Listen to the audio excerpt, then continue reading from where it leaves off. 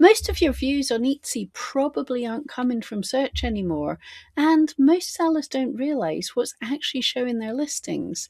In my last video, we talked about how Etsy changed the way listings qualify for search, but you may have already noticed that for a lot of shops now, most of their views aren't coming from search at all.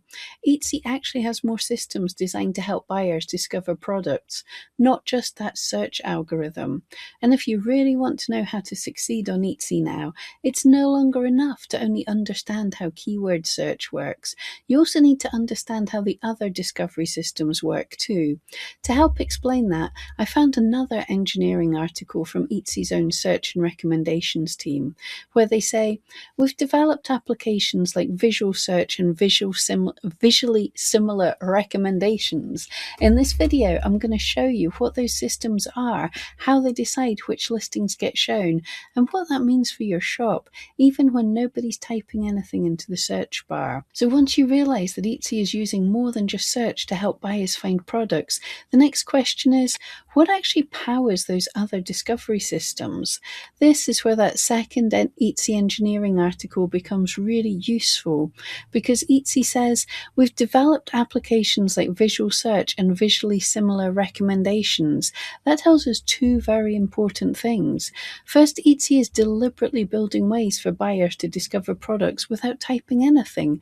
And second, those discovery systems are powered by your listing images, because in the same article, Etsy explains that they encode images as vector representations that can be used for similarity searches and visually similar recommendations. In plain English, Etsy is turning your listing photos into machine-readable representations so it can compare how products look and decide which ones are visually similar.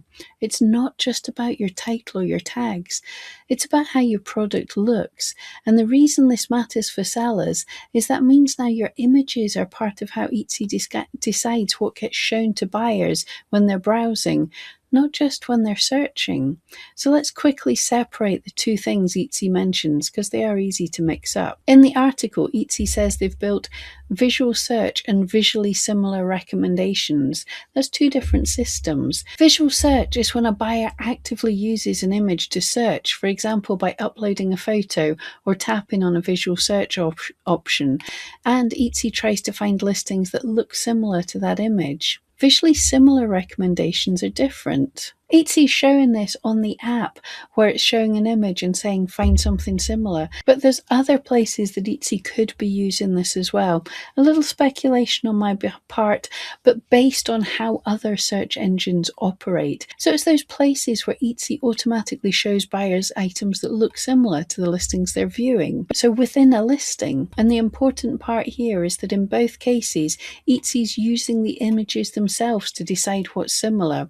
As they explain it, they encode images as vector representations that can be used for similarity search and visually similar recommendations. So whether the buyer uploads an image or is just browsing a product page, the same visual system is being used to compare how listings look. And to just be clear, this article doesn't say that these visual systems affect normal keyword search ranking. Yet. Everything they describe here is about discovery and recommendations that happen outside of the search bar. So where do sellers actually see this happening on Etsy? The article doesn't name the exact labels in the interface. It only says visual search and visually similar recommendations, and it's showing that on the app. But in real terms, this could very well be what shows up for buyers as rows of items underneath a listing. The areas on Etsy that look like more like this and similar items, and you may also like. It's important to be clear here that this part is an assumption. Etsy doesn't list all the UI placements in that article, but based on how visual recommendation systems are normally used in e-commerce, and the fact that Etsy explicitly says that these models power visually similar recommendations, the most likely place this appears is also directly on the listing pages and browsing surfaces. In other words, when a buyer clicks one product, Etsy uses your listing image as the reference point and then pulls in other listings that look visually close. And they have shown that they're definitely doing this on the app. So this discovery system doesn't start with a keyword. It starts with a product, an image. And here's the part most sellers never really think about. This visual system doesn't just decide what gets shown to buyers, it also quietly decides who you're visually grouped with. Because Etsy says that they encode images as vector representations that can be used for similarity search and visually similar recommendations. That means in practice that your listing's image is placed into a big visual similarity space with millions of other listings. Listings that look similar to yours sit close together. That's how Etsy knows what to recommend next. The practical result for sellers is very real. Your product now has a visual competition group, a pool of listings that Etsy considers visually similar to yours. And this is a really useful way to think about it, especially if you compare it to search. In search, as we talked about in the last video, relevance decides which listings compete with each other for a keyword. Here, visual similarity decides which listings compete with each other for browsing and recommendation slots.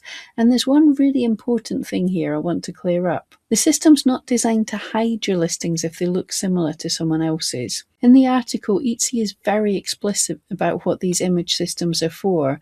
They say they use them for visual search and visually similar recommendations. So the purpose of this system is to show similar items, not to suppress them. In fact, visual similarity is the feature. If two listings look very similar, that means Etsy's system understands that they belong in the same visual group, and that makes them good candidates to be shown together when a buyer is browsing. There's nothing in this article that suggests Etsy is using visual similarity to detect copying or penalize listings or hide items that look alike. That would be a completely different type of system. So it's important not to read this as a policing tool. It's a discovery tool.